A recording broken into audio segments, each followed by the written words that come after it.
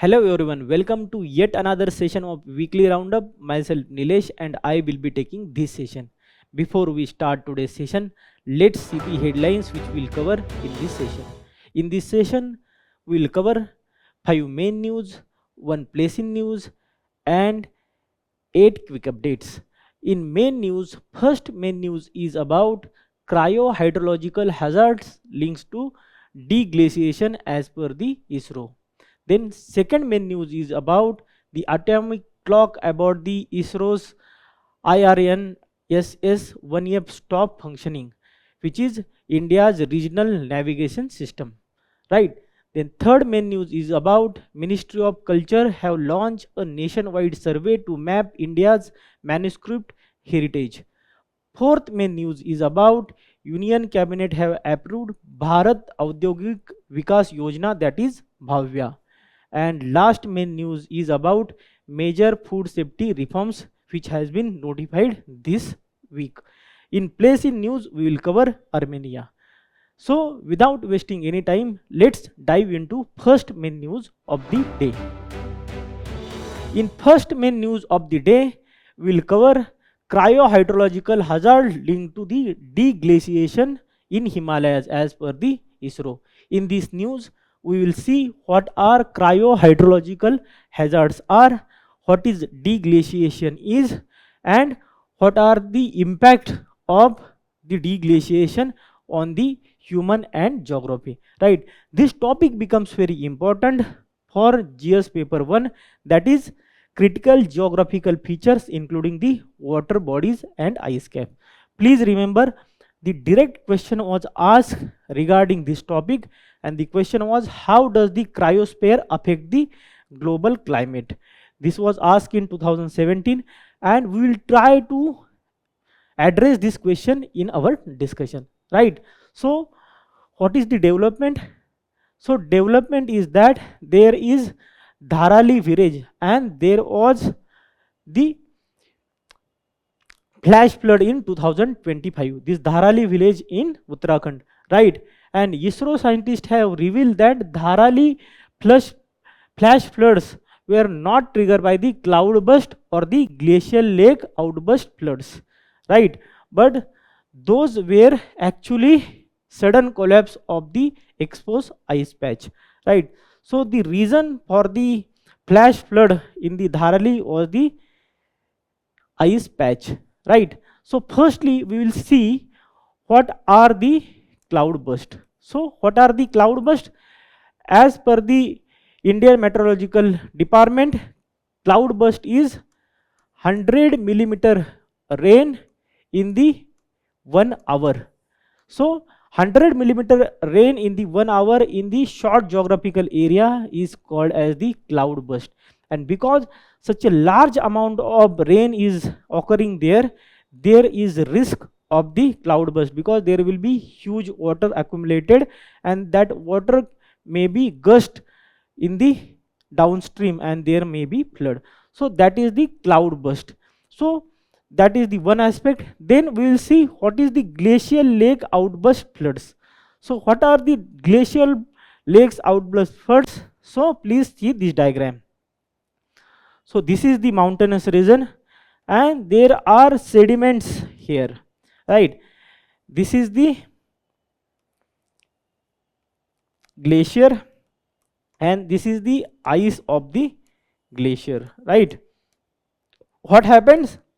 These ice keep melting and there will be accumulation of water here, right? This is the water and there will be a lake. With some point of time, what will happen? These sediments may be collapse and this water will gush toward the downward side and there may be settlements here, and this is called as glacial lake outburst floods, because this lake is actually coming down because there is no sediments right now to keep this water intact, right? So this is the glacial lake outburst floods and then there is ice patch. So the ice patch was the reason for the 2025 flood in the Dharale village of the Uttarakhand. Now we will see what are the ice patch. As the name suggests, these are the patches of the ice, but they are not simple patches of ice. So it are the perennial mass of the surface snow, fern and the basal ice that lacks the internal deformation or the active flow, distinguishing it from the glacier. So when there is glacier, what happens?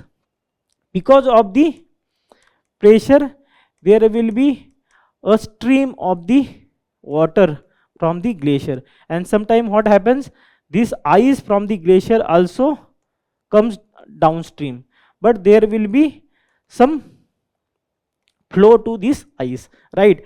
But these ice patches are the perennial and they will be there for even the centuries, and with the little bit change in the climate change or the temperature, these ice patches become unstable, and these unstable ice patches can move downwards with the huge force and the kinetic energy, and this may lead to the various climatic disasters. So that one which is there in 2025, which resulted in the flash flood. So I hope the concept of the cloudburst, then glacial lake outburst floods and the ice patch is clear to you, right? The appearance of the exo ice patches in the satellite imagery act as the early warning signal. So when there will be appearance of such ice patches, so there will be increased hazard of the natural calamity linked to the ice patches. So that is the one aspect. Then what is the navigation zone? So it is the progressive erosion of the ground beneath the and around the snowbank driven by the alternative free-thaw cycle. So what happens? There will be always water flowing beneath the glacier, and in the winter that water will be turning into snow, but in summer that water will be flowing, and because of such ice and water, and there will be friction, and what will happen, there will be some path, and that path will be called as navigation zone of the glacier, right? So generally these ice patches actually forming in the navigation zone, right? So this is about it. So please remember these things and key terms which can be asked in the examination, right? So this is the one example and one important aspect, right? Now we'll see what are the cryospheres, right? What are the cryosphere and what is the importance of the cryosphere? So what is the cryosphere? So cryosphere means it coming from the Greek language, and cryos means ice cold, right? So cryos mean the ice cold. So it is the geographical feature which have the ice or the mass of the ice, and generally these places have the ice perennially or the over the year, right? So there are 5 geographical areas where cryosphere are generally seen, and which are those areas? First is ice sheets, then there are mountains and glaciers, right? Then there are permafrost, then there are ocean ice, generally polar region, and then there is sea ice, right? So these are the areas where we generally observe the cryosphere. There is ice in the refrigerator also. In your refrigerator, in the freezer, there is ice. Is that part of the cryosphere? The answer is no. And why it is no? Because it is not the part of geographical feature. Is it part of geographical feature? No. And because it is not part of the geographical feature, it is not considered as the cryosphere. And why cryosphere is important for us? So cryosphere is important for various regions. So firstly, climate change. How? So these ice have the albedo. What is the albedo? Albedo is the property of any substance to reflect back the sunlight or the sun energy, and the ice have the highest, one of the highest albedo. And what happens, this cryosphere actually reflects the sun energy coming from the sun, and because it is reflecting it back, so there will be moderation in the temperature, because this energy will not be absorbed by the earth, right? That is the very important aspect. Then secondly, this ice or the permafrost, particularly in the Arctic region, is trapping methane for the centuries. And because this methane is trapped, it is not coming in the atmosphere. If methane is coming into atmosphere, methane is the greenhouse gas which have the 100 times more potential than the carbon dioxide. And if it is coming into the atmosphere, it will increase the temperature of the atmosphere, right? So that is the second aspect. Then around 70% of the water, fresh water on the earth is in the form of ice. And please consider, if this quantity is reduced, there will be scarcity of the fresh water to the human beings, right? Then next point is water security. Particularly in northern India, the perennial rivers such as Ganga, Brahmaputra, Yamuna, all these rivers are getting water in the summer from where? The various glaciers and the ice in the Himalayas. If there will be no ice, there will be scarcity of the resources, food grains, and all sort of problems because of the lack of water. So that is very important for the India geo-economical, political, all the aspect, right?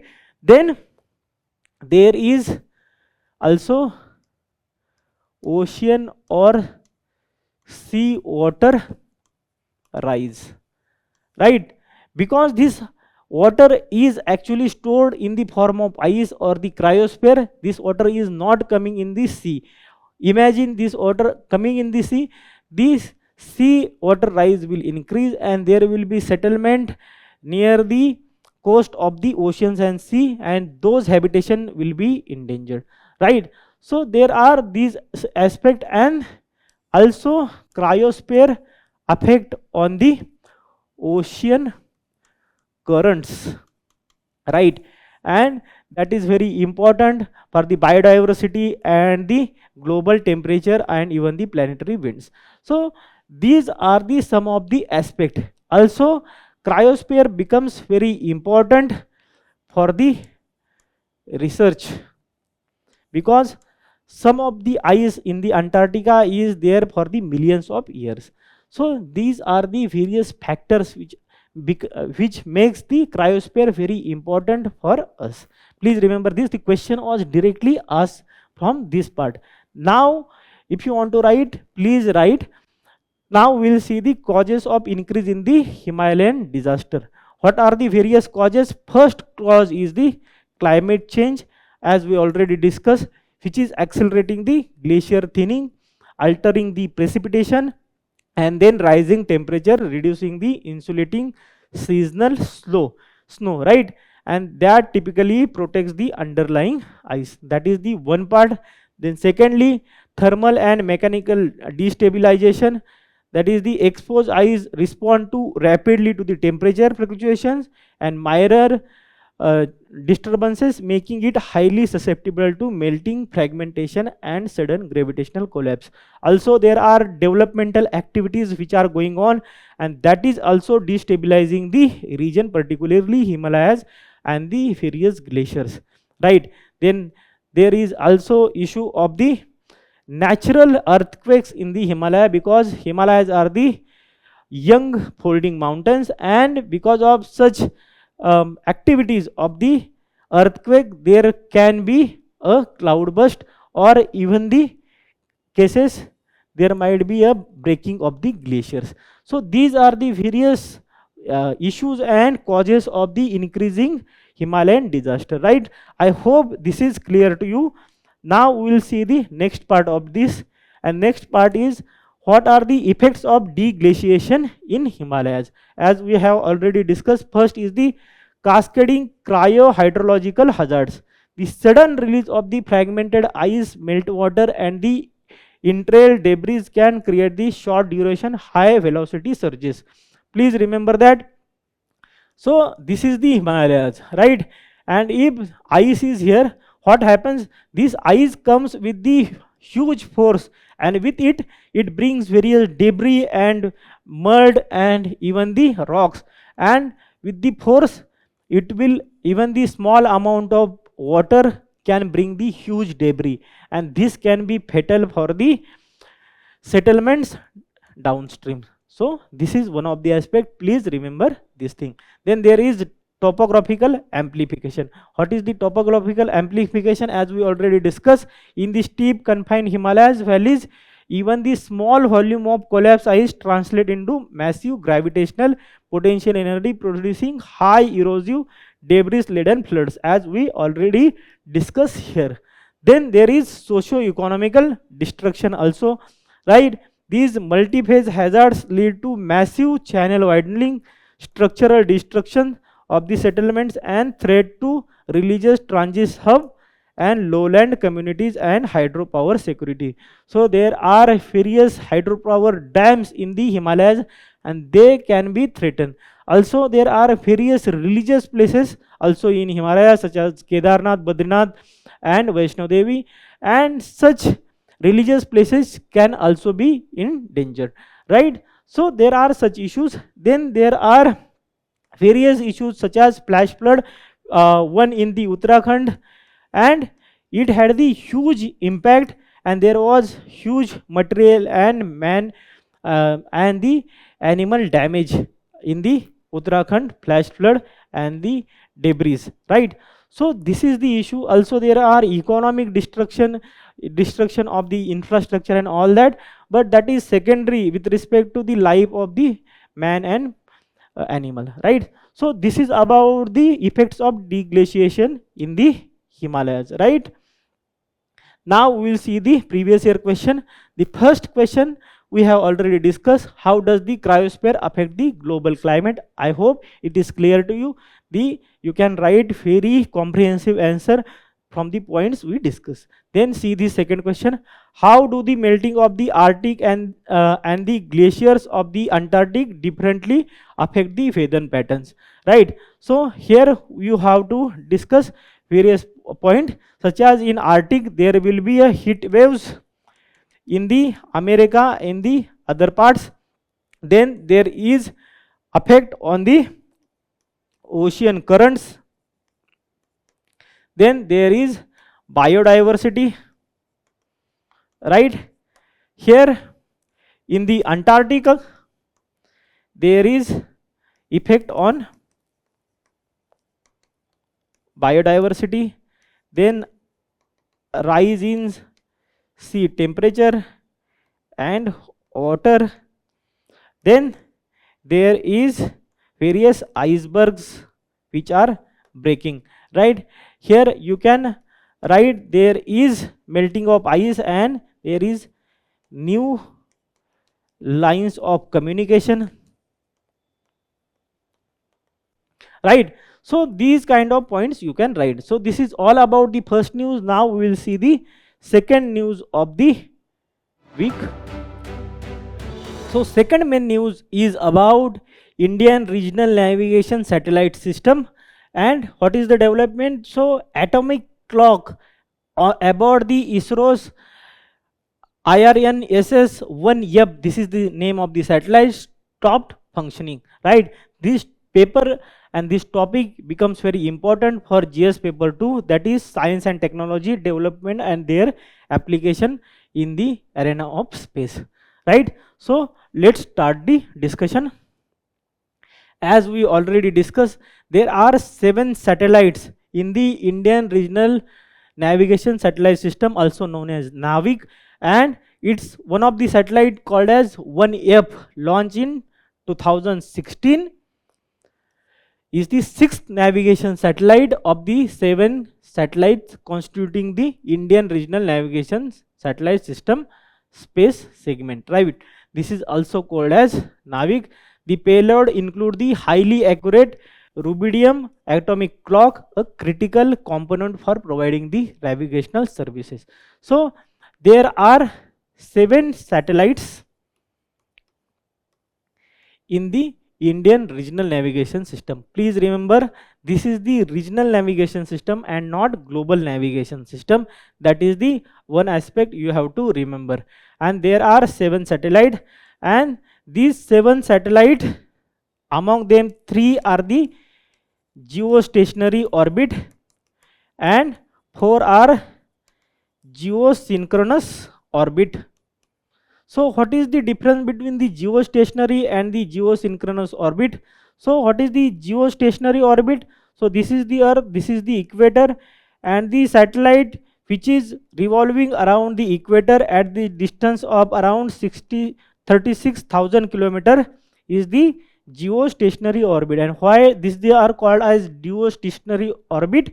Because they look like a stationary when seen on the from the Earth. That is the one aspect. And what are the geosynchronous orbit? So geosynchronous orbit also are revolving at the distance of 36,000 kilometers approximately, but those are not revolving on the equator, but they might be having some angle to the equator, and that is why these are called as the geosynchronous orbit.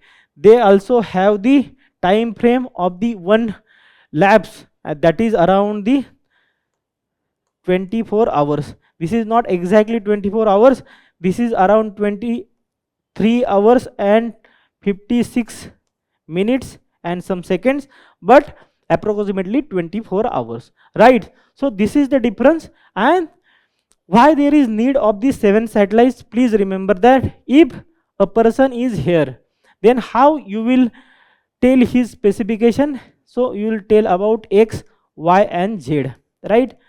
So this is it. You will tell this is the X, this is the Y and this is the Z axis where his actual position is, right? So you have to tell 3 dimensions, that is X, Y and Z, and to count that there is need of the 3 satellite, and there is also you have to count the time, and that is why there is need of another satellite for the time. So these actually there is need of at least 4 satellites in the any navigation system. But to improve the accuracy, what you can do, you can have the multiple satellite. If there are other satellites also, then you will have the more accurate location of that object or the person. And in our regional navigation system, this is the 7 satellite consortium, right? This is the one thing. Also please remember that this is not covering the whole Earth, it is covering around 1500 kilometer from the border of India. So that is also one of the aspect you have to remember that, right? Then there are some global navigation systems in the world. Which are those global navigation system? One of the very important is the GPS, global positioning system, that is of the USA. Please remember that. Then there is GLONASS, which is from the Russia. Then there is Galileo, which is from European Union, and then there is Baidu, which is from the China, right? Please remember these 3 navigation systems are actually having the satellite at the medium Earth orbit, and this is having the geostationary and geosynchronous orbit, that is the Chinese system. So this is the one thing. Then there is Japanese system, but it is also a regional system like India, and name of this is ZQSS. Please remember this thing also, right? So this is about it. So there is one regional navigation system of Japan, and there are these 4 navigation systems which are the global, right? Please also remember one thing, that is this is QZSS, right? So and India also have the regional navigation system. It becomes very important for various purposes. Firstly, there are various applications, then there is military applications of it also, then there is important aspect of warfare. Recently you may have seen that the Chinese navigation system was cannot be used by the Iran, and Iran was actually using the Chinese navigation system in the war. In the Kargil war also, India was not able to access the GPS, right? So GPS is very important for that aspect also, and also quick commerce and various application and various economical activities today, such as food delivery and even the booking of the vehicles and all those things, and even the navigation for our day-to-day life is dependent on the navigation system.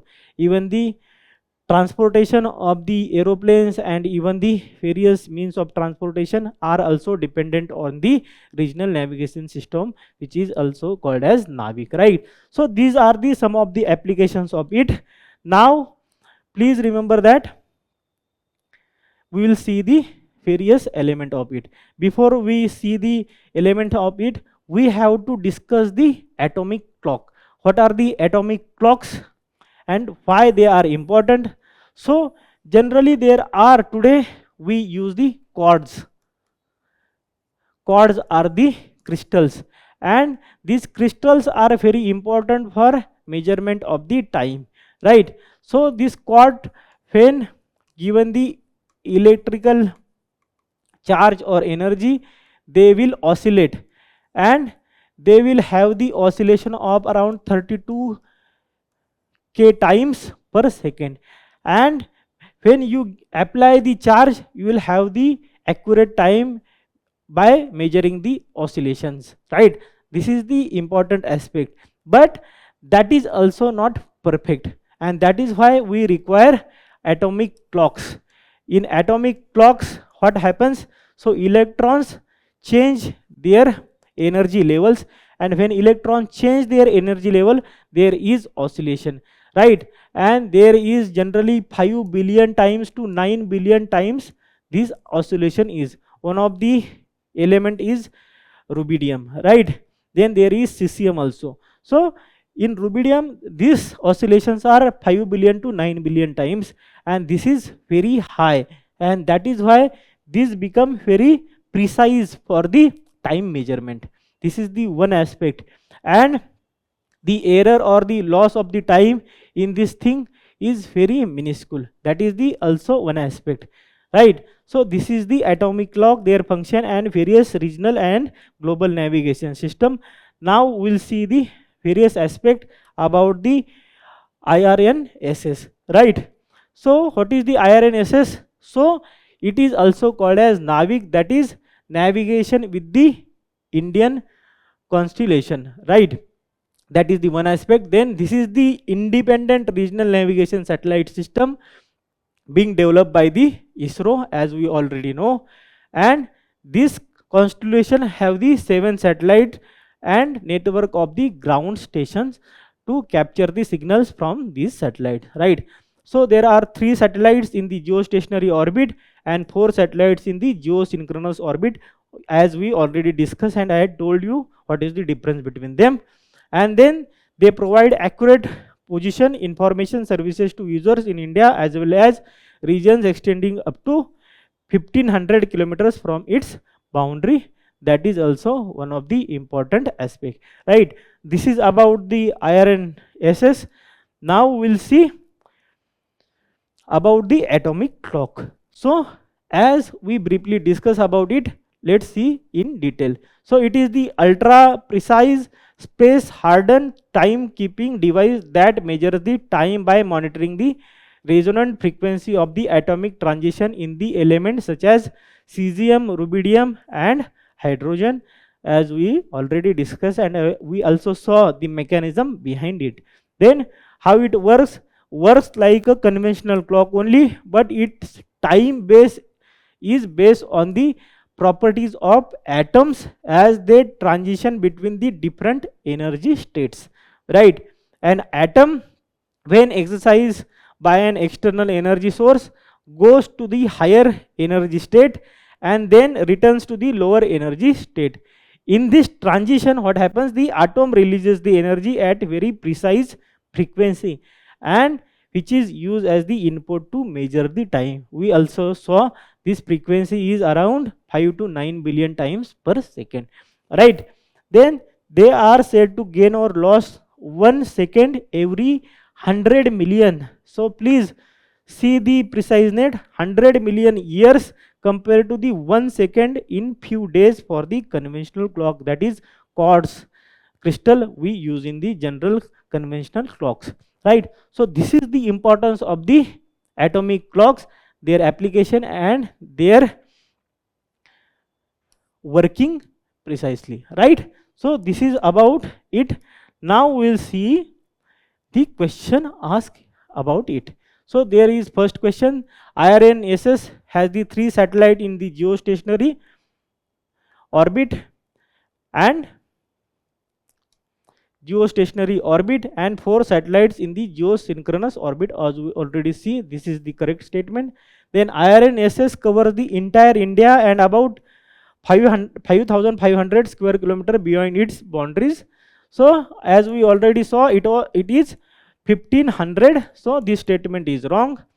1500 kilometer, right? And then see this third statement, India will have its own satellite navigation system with full global coverage by the middle of 2019, which was also not true. So answer was A, only one. Then why the Indian regional navigation satellite system needed? How does it help in navigation? It is also discussed by us in the initial part of the discussion only, right? So this is about the second main news. Now we will see the third main news of the day. So let's start the third main news of the day. And what is the third main news of the day? So it is about the manuscript heritage. And what is the development? So Ministry of Culture have launched a nationwide survey to map the India's manuscript heritage. In this article, we'll see what manuscripts are, what are their significance is, and how their properties are different from the other historical sources, right? This becomes very important for GS paper 1, that is Indian culture. And please see this question and we'll try to find the answer in our discussion to this question. This question is from the 2018 and question is asking about safeguarding the Indian art heritage is need of the moment discussed. Why there is need of the safeguarding the Indian art heritage? So without wasting any time, let's start the discussion. What is the discussion? As we already saw, so Indian government is starting to map the manuscript heritage, right? And its aim is to identify the manuscript nationwide and create a national digital repository on the portal of the Gyan Bharatam mission, right? So government have actually announced the Gyan Bharatam mission, and it will be having the one of the component to have the repository of the various manuscripts, right? And what is the manuscripts are? So manuscripts is the handwritten composition. Please remember this, handwritten composition on the paper, bark, cloth, metal, palm leaf and any other material dating back to at least 75 years. Please remember this age, 75 years, that has the significant scientific, historical and aesthetic value, right? There are various historical materials, so such as primary historical materials and secondary historical materials. What are the primary historical materials?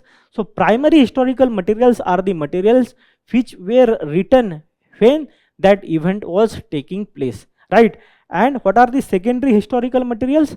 So these are the materials which are written later, or they might be written when that event was not occurring, and it may be influenced by the primary historical material or the analysis of the writer himself, right? So Raj Tarangini is one of the important secondary material, and all the historical books we generally read are the secondary material, and primary material are generally inscription, for example, are the primary, right? In the case of these manuscripts, are these primary or secondary? Sometimes these are primary, sometimes these are the secondary, but these should be 75 years old at least to be considered as the manuscript. Then secondly, manuscript are different because manuscript may have the various knowledge sources, various knowledge sources. So it will be having the various knowledge sources such as mathematics, such as philosophy, such as all the type of polity, economy, all kind of things can be found in the manuscript. However, in inscription generally which are inscribed on the rocks, there are generally about the rulers and their prashastis, right? This is the one of the difference. Then these manuscripts are written on the various things such as paper, bark, cloth, metal, palm leaves, and even hides. Hides means the skin of the animals, right? On them also, right? What was the language of the manuscript in India? Prakrit, Brahmi. Brahmi particularly in the context of Buddhism. Then even the Sanskrit, right? So these are the various type of languages in which these manuscripts are written. These are the source of the knowledge. Please remember this aspect also, right? Then there are various important and famous manuscripts, right, which can be important for us. One of them is Pala manuscripts, and these are particularly about the Buddhism, right? Then there are Jaina manuscripts, and these are also very important for us. That is the Purana, that is the Adi Purana, which is about the Jaina manuscript, right? Then there are manuscript related to religion, religious manuscript such as Ramayana, right? Then there is Sri Guru Granth Sahib,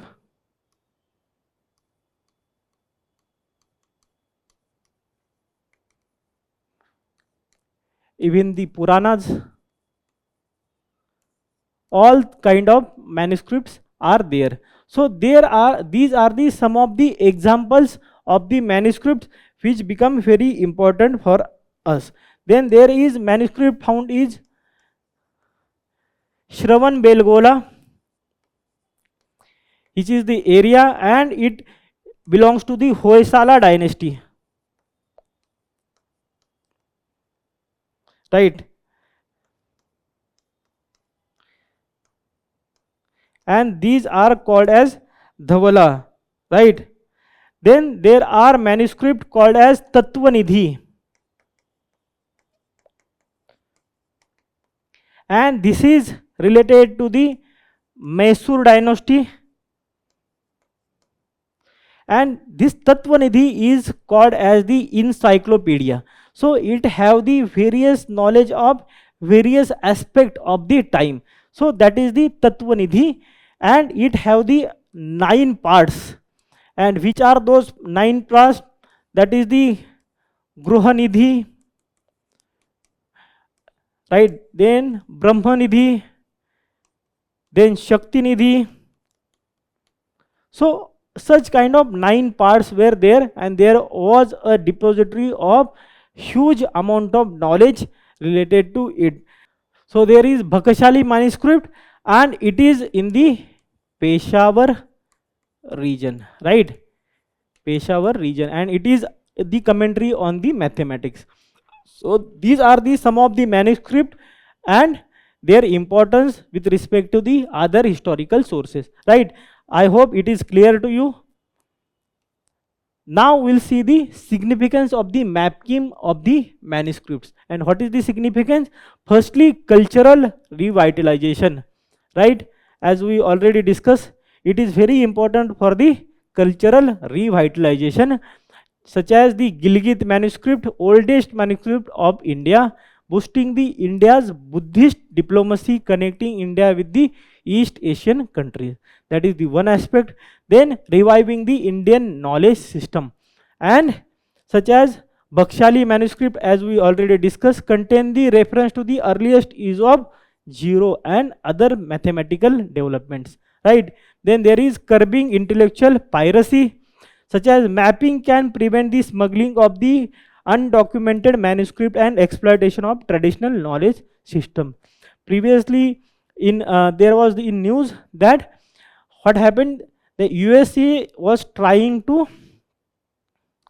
patent the turmeric or the haldi and its medicinal properties, which was there in our traditional knowledge system for the years. And one of the epitome of the traditional knowledge system is the yoga, which is now accepted world over. And without the documentation and the acknowledgement of our knowledge system, there is always a threat of the piracy, right? And there is a colonial hangover in Indian tradition, because we see our knowledge system inferior to the Western culture. But we have to preserve them, and then only we can have the access and the legitimate claim over this knowledge system, right? And that is why documentation becomes the very important. It is also very important to understand our history, our achievement in the ancient India, which is also become very important. Then it also help us on gaining the light of socio-political economic life of the previous generation. For example, Arthashastra is also very relevant even today for the polity and the administration. So these are the some of the important aspect, and that is why we should actually preserve these manuscript and other historical documents and various monuments, right? So this is about it. Now we will see about the Gyan Bharatam mission. And what is the Gyan Bharatam mission?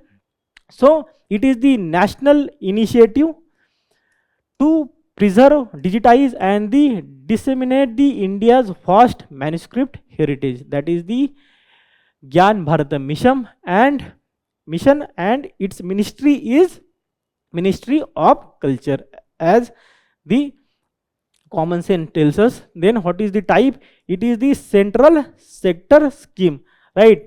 Central sector scheme, and it will be sponsored by the government of India. Then origin, so it is restructured version of National Mission for the Manuscript of 2003 under the Atal Bihari Vajpayee government, right? So it is now restructured as the Gyan Bharatam mission, and there are 5 pillars. Which are those 5 pillars? Mapping and recording manuscript, then conserving manuscripts, then digitization and protecting the manuscripts, then decoding ancient manuscript, and finally studying and sharing the knowledge of manuscript with the larger population, right? So this is about the Gyan Bharatam mission and various components of it. Then we will see the other initiatives for preserving the manuscript. And which are those other initiatives? Firstly, Gyan Setu. So it is a national AI innovation challenge, part of Gyan Bharat mission, encourages the startups, students, etc. to harness the AI to digitization of the manuscript. So it is harnessing the AI for the digitization of manuscript. Then Antiquities and the Art Treasures Act of 1972, which prohibits the export of any manuscript over the 75 years old by anyone other than the central government, right? So it is avoiding the piracy. Then there is international collaboration such as UNESCO Memory of the World Register for Preservation of Documentary Heritage comprises entries from the India, that is manuscript of Bhagavad Gita. Then there is Natya Shastra, even the Rig Veda around 2008. So these are the other initiatives by the India. Here you can write the Rig Veda around 2008. So these are the some of the other initiatives, right? I hope it is clear to you. Now we will see the question asked related to it in the previous year. So first question we have already discussed, and we try to solve that question, that the need of the preservation of the cultural manuscript, right? So now we'll see the other question. Who among the following Mughal emperors shifted the emphasis from the illustrated manuscript to album and individual portraits, right? Humayun, Jahangir, Akbar and Shah Jahan. The answer is Jahangir, right? As we already know. So that is why you should be aware of the various activities beyond the wars and battles by the various rulers. That is the one aspect. Then see this question.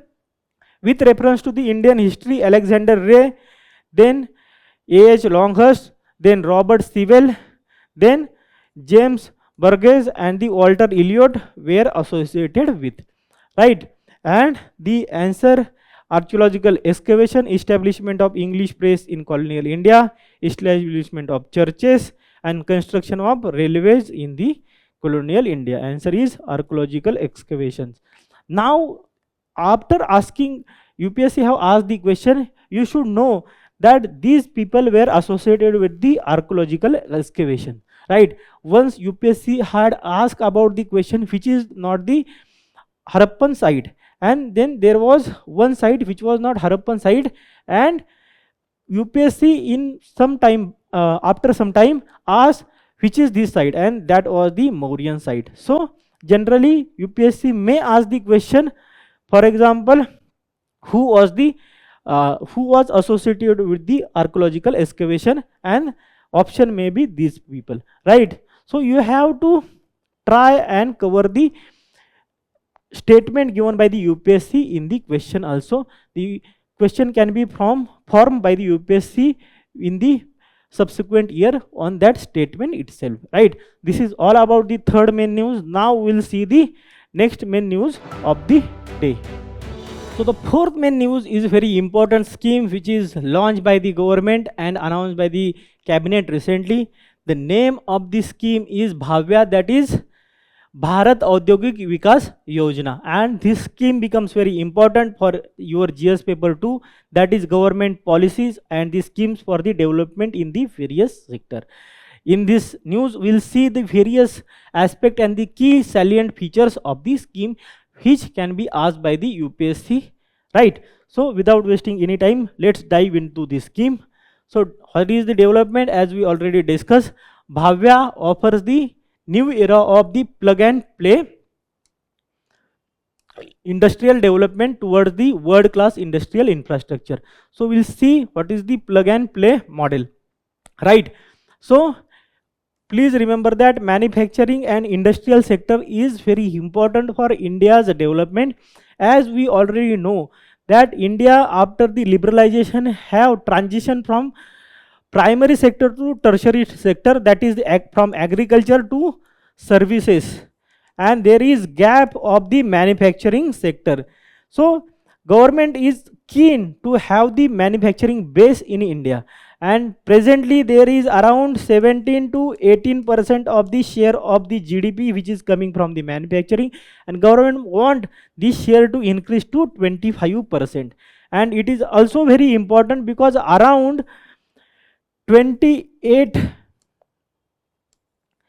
million people are actually employed in this sector. So that is why it is very important for us to have the industrial or the secondary economic activity in India, right? And then this is the plug and play model. We'll see other models also. So basically PPP models which are very important in our country, and there was Kelkar committee, Vijay Kelkar committee, which suggested various PPP models and importance of the PPP models. What are those models? Such as BOT, build, operate and transfer. So here government want a private sector to build, operate and have the profit on it, and then transfer that infrastructure to the government. Basically these models are very famous for the road construction, but government is trying to apply those models in the various other fields also, right? Then there is also hybrid annuity model. What is the hybrid annuity model? So in this thing, so government and private sector will have the fund share. So basically government will give the initial 40% and then private sector will have the 60% share, and then there will be some mechanism, right? So this is the one of the thing. So then there is build, operate and own. So there will be building, then there will be operation, and there will be owned by the private sector only, right? So these are the some of the important PPP models which are there in there. And then there is also engineer procurement model. So here private sector actually build this thing and government give this money to them, then they procure also, and then they transfer this to the government. So there are these some of the models which are very important, right? Now we'll see about the BHAVYA scheme. What are the key features of the BHAVYA scheme? So the aim is to develop world-class industrial infrastructure, unlocking the manufacturing potential and driving India's growth story. And what is the objective of it? So it is planning to 100 plug and play industrial parks across the India with the allocation of around 33,660 crore rupees. So there will be 100 plug and play industrial parks, right? Then industrial parks is the planned tract of the land with or without ready built factories and supported by the shared facilities for the multiple industries, right? So these are the industrial parks. One of the such thing is SEZ, special economic zone, you might have heard, right? Then there is laying the industrial foundation. So building on the success of the industrial smart cities, which is under the NIC DP framework in the partnership with the state and the private sector, right? And what is the eligibility? So industrial parks ranging from the 100, and that is the limit for the 25 acres in the northeastern and hilly region, because there is land is very scarce, to 1000 acres would be the chosen. So between 100 acres to 1000 acres, and for northeastern and Himalayan region that limit will be 25 acres also. And duration is for the 6 years, that is for the financial year 2026-27 to 2031-32. So there are other features also, and those are the financial support. So there will be financial support of the 1 crore per acre for 3 infrastructure. First is the core infrastructure, and core infrastructure include the internal road, underground utilities, drainage, common treatment facilities, ICT and the administrative systems. Then there are value added infrastructure such as ready built factory sheds, then warehousing, etc. And then there is social infrastructure, as the name suggests. Social infrastructure matlab, which means worker housing and the support amenities for the workers and the other staffs, right? That is the one aspect. Then support for the external infrastructure up to 25% of the project cost. And who can be the beneficiary? So firstly, primary beneficiaries are manufacturing units, MSMEs, startups and the global investors seeking the ready to use industrial infrastructure. Please remember that even the global investors are also there, right? And secondary beneficiaries are workers, logistics provider, service sector, enterprises and the local communities, right? So these are the secondary benefactors, right? Now we'll see the ministry, and it is under the Ministry of Commerce and Industry, and it will be implemented by the National Industrial Corridor Development Corporation, which is also Industrial Smart City was implemented by this, and it is under the Department of Promotion of Industry and Internal Trade and the partnership with the states and the private sector. It will also promote the green energy. What is the green energy and sustainable resources? With integrated underground utility corridors enabling the no dig environment for the efficient maintenance, right? So there will be this facility, so there will be minimum or the no dig in the facilities, and then there is growth across regions. So scheme will extend the all states and union territories and expect to generate jobs up to 15 lakh directly, right? So this is also very important.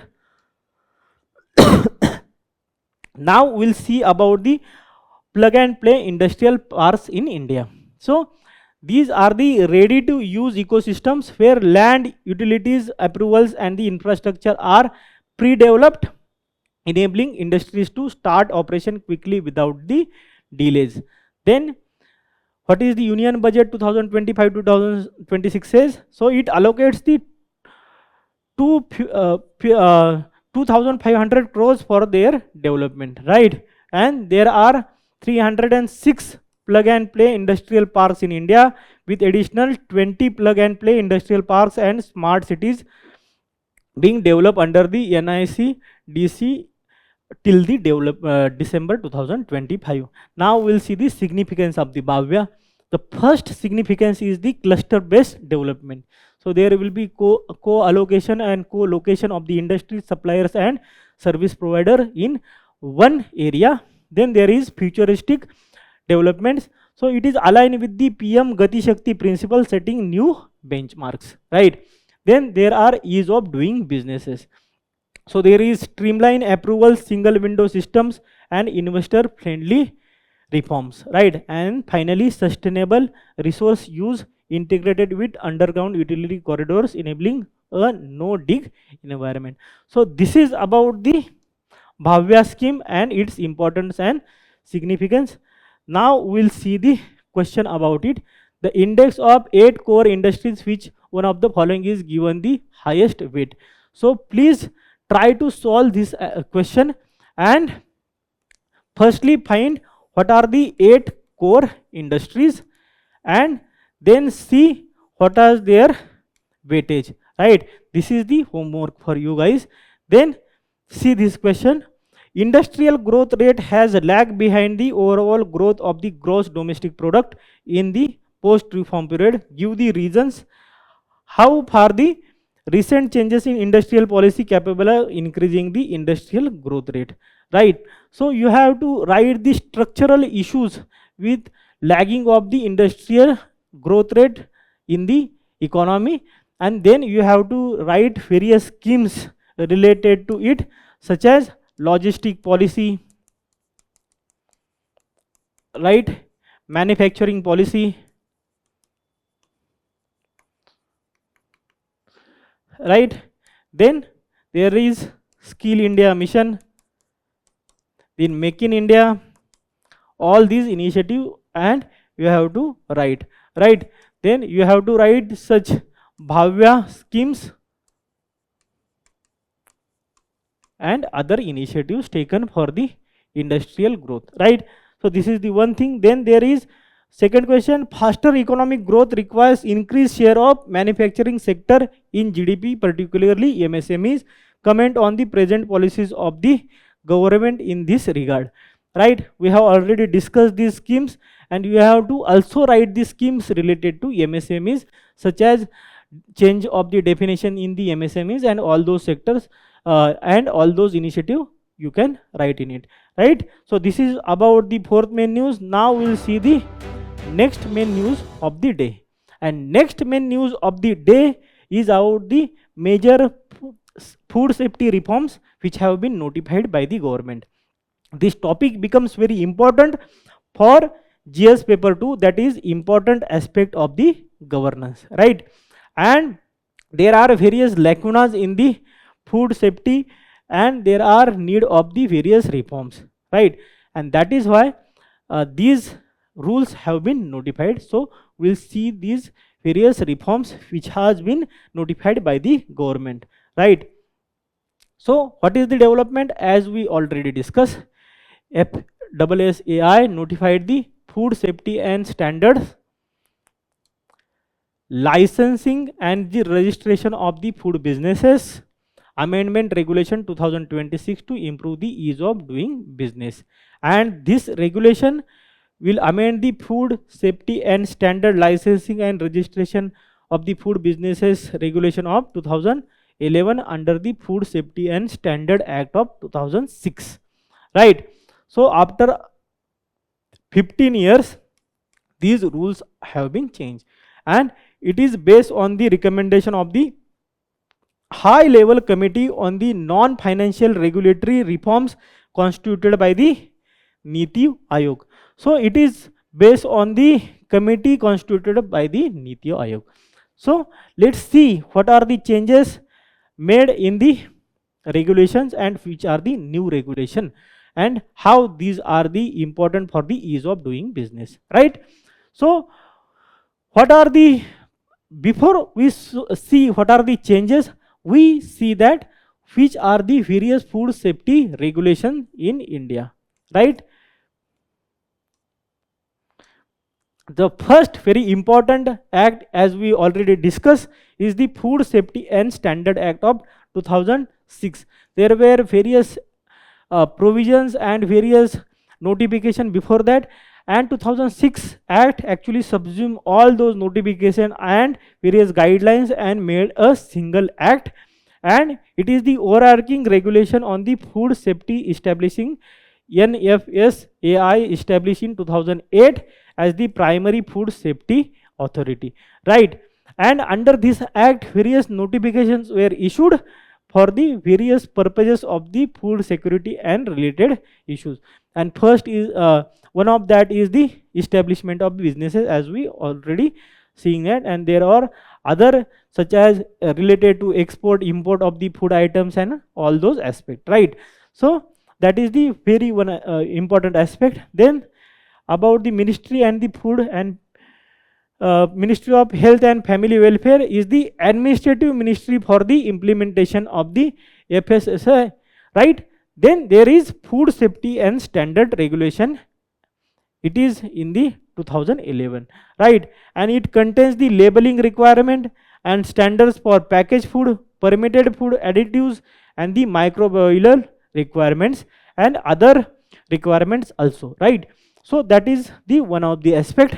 Then FSSAI is important because it even the regulates, it inspect, and it even have the power to raid the various establishment and even the factories to check if there is following of the regulations or not, right? So it have the power to raid also, right? Then there are other initiatives such as Food Safety Connect mobile app and Eat Right India initiative. Under this mobile app, you can also raise the complaint, and this is important for the various stakeholders such as eateries, even the customers, and even the for the regulator to effective implementation, right? And there is Eat Right India initiative also. So these are the some of the food safety regulations in India. Now we'll see the key provisions of the reforms, right?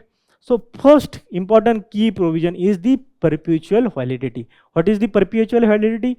So before this, there was need to renew the validity of your eatery and the permissions with the periodic time, and it becomes the bureaucratic, and you know such things can affect the efficiency and also affect the business. So now government have introduced the perpetual validity for the registration and licenses issued by the Food Safety and Standard Authority of India, FSSAI, right? So there will be a perpetual license and permission, right?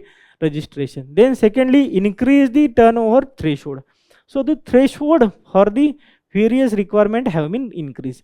So businesses with the annual turnover up to 1.5 crore will only need a basic registration compared to the earlier limit of 12 lakh. Now this limit have been increased to 1.5 crore rupees, right?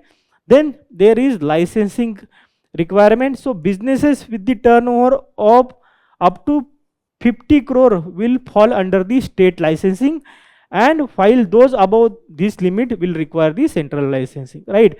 So the businesses which have the turnover up to 50 crore rupees can register or will have the licenses from the state government, and beyond 50 crore rupees of the revenue they have to take the license from the central government, right?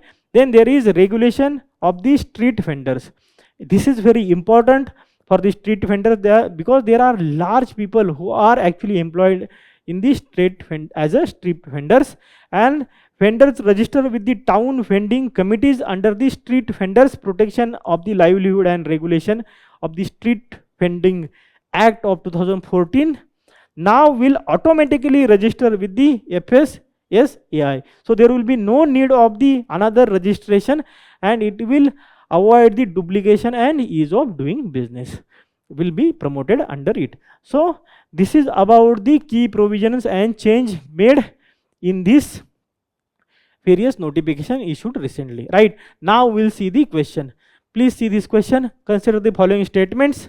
The first statement is that the Food Safety and Standard Act 2006 replaced the Prevention of Food Adulteration Act of 1954. This is the one question, one statement. Then see this statement. The Food Safety and Standard Authority of India is under the charge of the Director General of Health Services in the Union Ministry of the Health and Family Welfare. So it is not under the Director General of the Health Services, it is the autonomous body. So this statement is wrong, this statement is correct, and answer is one only, right? So answer is A, one only. This is about the previous year question about the main news, right? Now we'll see the place in news. So place in news of this week is Armenia. And what is the development?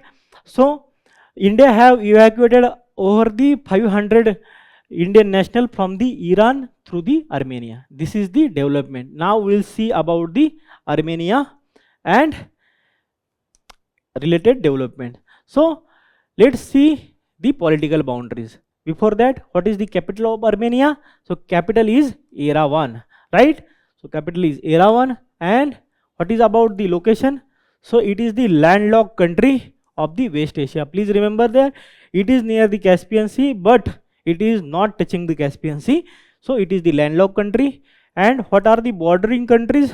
So bordering countries is Georgia, then Azerbaijan, then Iran, and then there is Turkey, right? So please remember that you can have the mnemonic about it. So mnemonic is Gati, and Gati is Georgia, then Azerbaijan, then Turkey, and then Iran. So mnemonic is Turkey. Then this is Caspian Sea, which is also in news, right? But I have not given the separate news. And what is the bordering countries of it? And there is mnemonic of Tariq, right? So please remember this mnemonic. What is the Tariq? So it is the bordering countries of the it. So it is the Turkmenistan, then there is Azerbaijan, then there is Russia, then there is Kazakhstan, and there is Iran also. So this is the bordering countries of Caspian Sea. And for the Armenia, the bordering countries are Gati. Armenia is the friendly country with India, right? And there is region called as Nagorno-Karabakh, and which is disputed between Armenia and Azerbaijan, and there was war going on between Armenia and Azerbaijan. Please remember that this is the region of Nagorno-Karabakh, right? Now we'll see the geographical features. It is the part of the Caucasus region. So it is near the Caucasus mountains, so Caucasus region, and highest peak is Mount Ararat, and it is also called as Audyogik, right? That is, please remember this fact. An important river is Aras river. And why it is important? So please remember that it flows eastwards, forming the international boundary between Armenia and Azerbaijan on the north and Turkey and the Iran on the south. Only it is not bordering the Georgia. This is about the place in news. Now we'll see the quick updates of this week, right? So first quick update is the force majeure. And what is the force majeure? So in the background of the United States-Israel war, on the Iran, Gulf countries including Qatar, Bahrain, Kuwait have declared the force majeure on the gas export. What is the force majeure? So force majeure basically a French term and which means the superior force. And what it means? So it is the clause in the contracts executed by the parties from performing its obligation when unforeseen events beyond the control. So it is exclusion or the excuse of the party to not adhere to the contract because of the unforeseen circumstances. Which are those unforeseen circumstances? Such as natural disasters, war in this case, render the performance impossible or the impracticable.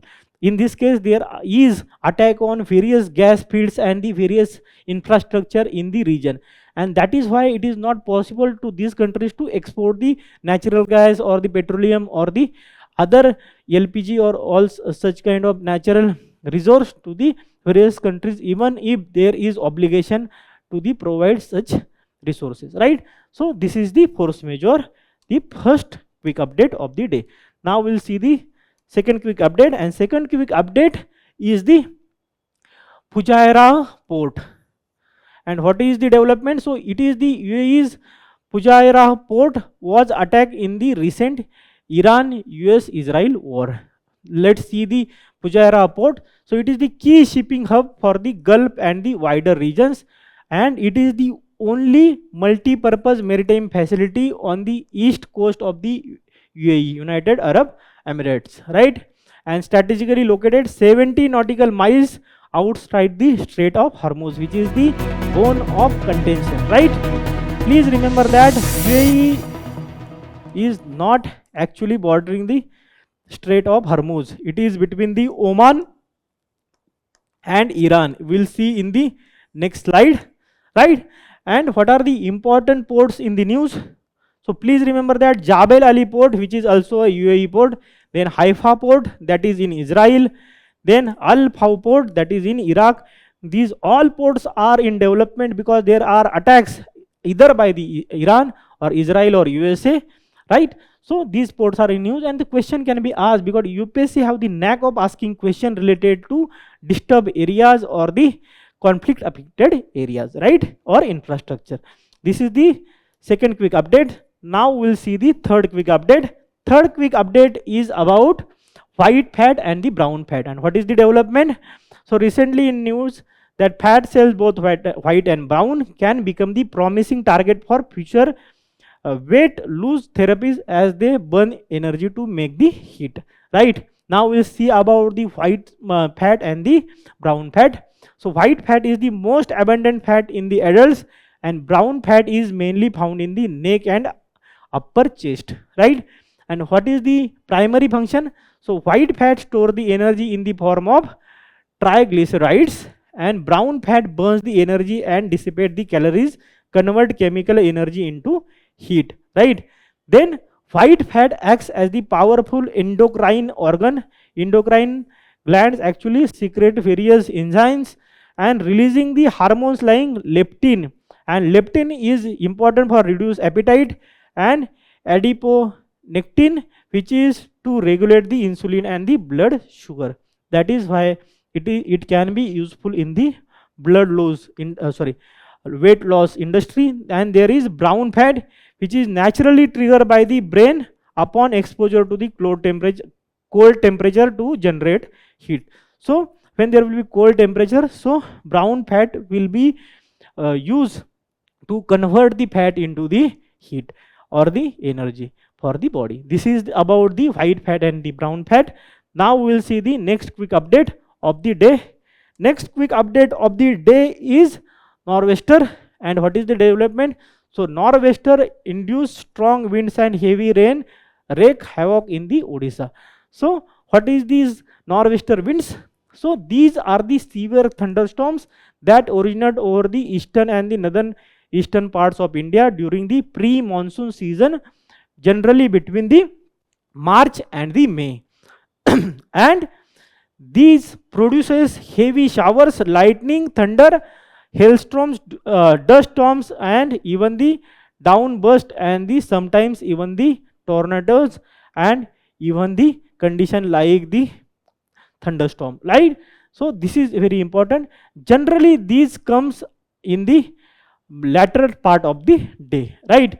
And in Bengal it is called as Kal Baisakhi, as calamity of the month of Baisakh, while in Assam it is called as Bardoi Sila and Bardoi Cherha, and these showers are useful for the tea, jute, and the rice cultivation. So this is about the nor'westers. Now we'll see the next quick update of the day. And what is the next quick update? So next quick update is also from the West Asia, that is the Kharg Island. And what is the development? So US have struck on the Kharg Island, considered as the Iran's economic lifeline. So here is the region where the Kharg Island is, and I was talking about Strait of Hormuz. So this area is actually of Oman, right?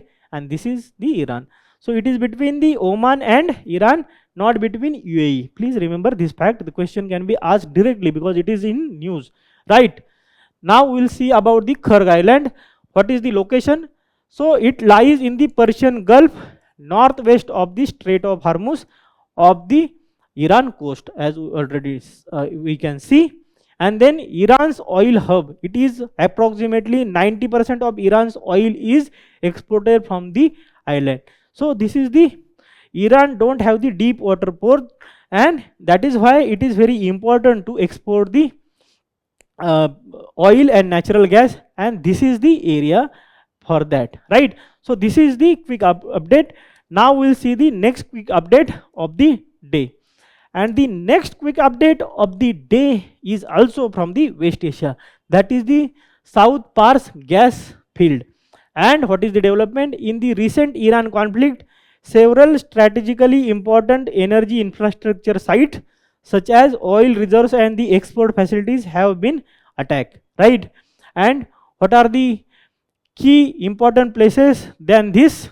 So there is South Pars gas field located off the Iran's southern coast, and it is the part of massive gas reserve shared with the Qatar's North Dome gas field, together forming the largest natural gas reservoir in the world. This is the one of the aspect. Please remember. Then there is Ras Laffan industrial city, which is of the Qatar. And what is the development? Home to the world's largest LNG export plant, which is also was in the attack, under the attack, right?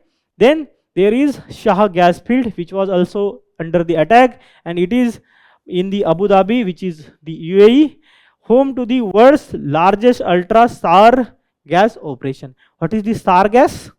So SAR gas is natural gas containing the significant amount of hydrogen sulfide, and that is why it is very corrosive, and when you have to use it, you have to remove the sulfide or the sulfur, and that is why it is also a source of sulfur also, right?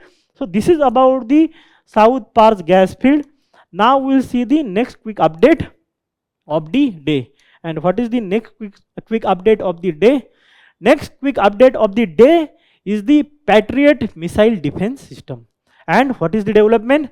So NATO have deploying the US Patriot missile defense system to the southern province of the Adana in Turkey, right? So please remember this thing. Now we'll see about the Patriot defense system. So Patriot defense system is the acronym for Phase Array Tracking Radar to Intercept on Target, right? And it is the ground-based mobile missile defense interceptor developed in the United States, right? And it detects, tracks, and engages unmanned aerial vehicle, cruise missiles, and short range or the tactical ballistic missiles. Also there is THAAD. Please remember this name. Question was asked about it. THAAD is by the USA. Then there is ARROW, which is by the Israel. Right? So these are also some of the missile anti-missile system. Then there is S-400 by the Russia. So you have to remember this name. Yes, regarding for S-400, there was question in the mains because India have exported these systems, and third was also asked in the arrow can also be asked because it is also in news. So this is the quick update. Now we'll see the next quick update of the day. The last quick update of the day is about the exercise Sea Dragon. And what is the development? So Indian Navy participated in the exercise Sea Dragon near the Guam Islands, which is the US territory in the North Pacific Ocean, right? And what is about the exercise Sea Dragon? So it is the annual US Navy led multilateral anti-submarine warfare exercise. So it is the multilateral exercise by the US, and it brings together the forces from Australia, Japan and New Zealand towards the enhancing the cooperation and the combat readiness in undersea warfare, right? So it is the multilateral exercise and India participated in it with the Australia, Japan and New Zealand, right? So this is all about this week's weekly roundup. To read more about the current affairs related development and to solve quizzes, you can visit our digital current affair portal, where you can also read monthly current affairs magazine and PT 365, main 365 like premium documents, right? So this is all about this week. Keep reading. Happy day.